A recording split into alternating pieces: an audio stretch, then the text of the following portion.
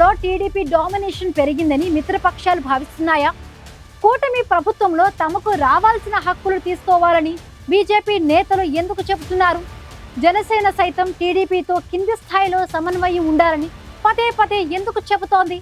సుపరిపాలనలో తొలి అడుగు కార్యక్రమంలో కేవలం టీడీపీ మాత్రమే ఎందుకు జనంలో ఉంది? ప్రభుత్వంలో భాగస్వాములైన మిగిలిన రెండు పార్టీలు ఎందుకు అది తమ కార్యక్రమం కాదన్నట్లున్నాయి? కూటమిలో తెర వెనుక అసలేం జరుగుతోంది?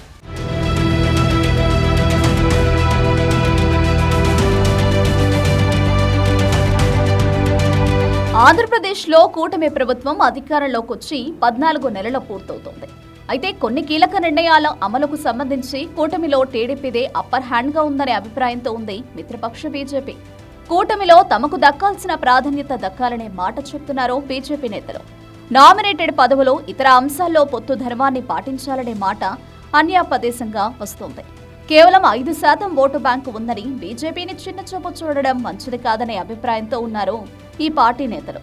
బీజేపీ రాష్ట్ర అధ్యక్షుడు మాధవ్ ఒక అడుగు ముందుకేసి భవిష్యత్తులో రాష్ట్రంలో బీజేపీ జెండా ఎగరాలని చెబుతున్నారు.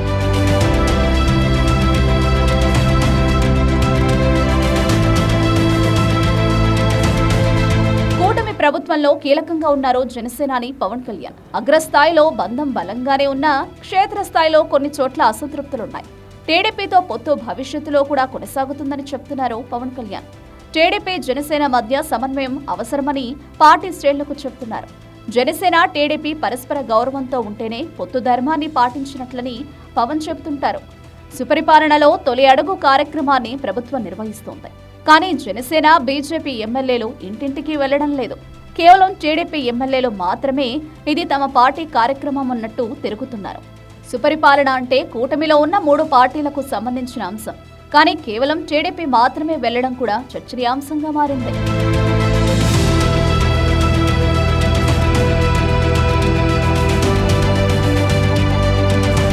ఢిల్లీ వెళ్లిన ప్రతిసారి సీఎం చంద్రబాబు మాత్రమే వెళ్తుంటారు. జనసేన నుంచి డిప్యూటీ సీఎం పవన్ కళ్యాణ్ ఒక్కసారి కూడా ఢిల్లీకి వెళ్లలేదనే అభిప్రాయం కూడా జనసేన నేతల్లో ఉంది. ఒకరిద్దరు జనసేన ఎమ్మెల్యేలు బయటకొచ్చి మరీ బాహాటంగానే ప్రకటనలు చేస్తున్నారు. కొన్ని నియోజకవర్గాల్లో టీడీపీ డామినేషన్ చేస్తోందని కొందరు, నామినేటెడ్ పోస్టుల్లో న్యాయబద్ధమైన భాగస్వామ్యం కావాలని మరికొందరు మాట్లాడుతున్నారు. బీజేపీ నాయకులు కూడా కూటమి ప్రభుత్వంలో తమకు సరైన ప్రాధాన్యం కావాలని కోరుతున్నారు.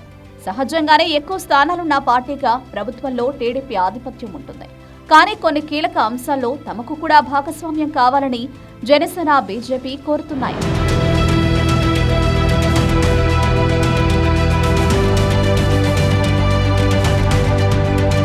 పైకి అంతా బాగానే ఉన్నా కొన్ని అంశాల్లో భావ వైరుధ్యం ఉందనే మాట బలంగా వినిపిస్తోంది.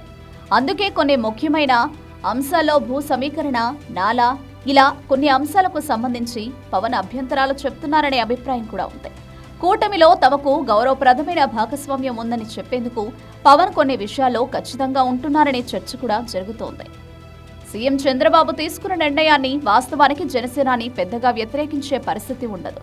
కానీ తమకు కూడా సరైన ప్రాధాన్యం ఉండాలని చెప్పడం కోసమే కొన్ని సందర్భాల్లో తన వర్షన్ వినిపిస్తున్నారనే అభిప్రాయాలు కూడా ఉన్నాయి.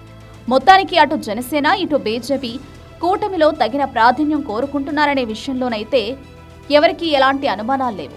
మరి దీన్ని ప్రభుత్వాధినేత ఎలా బ్యాలెన్స్ చేస్తారనేది అసలు పాయింట్.